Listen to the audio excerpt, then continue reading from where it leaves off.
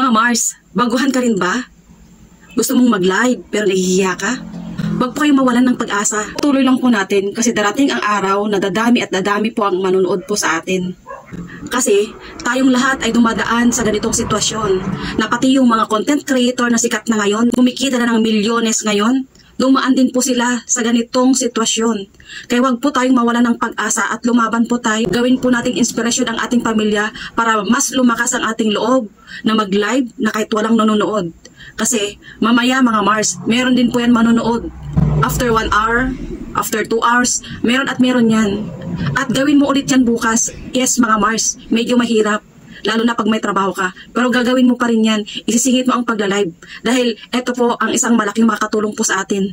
Marami na pong umangat sa buhay dahil sa paggawa ng live, paggawa ng content, mga reels. Kung kaya nila mga Mars, dapat kaya din po natin. Huwag po tayong mawalan ng pag-asa. Darating po ang panahon na tayo rin po ay mamonetize at magkakaroon din po tayo ng reward. Magkakasahod din po tayo. Kaya laban lang po tayo. Laban lang sa hamon ng buhay.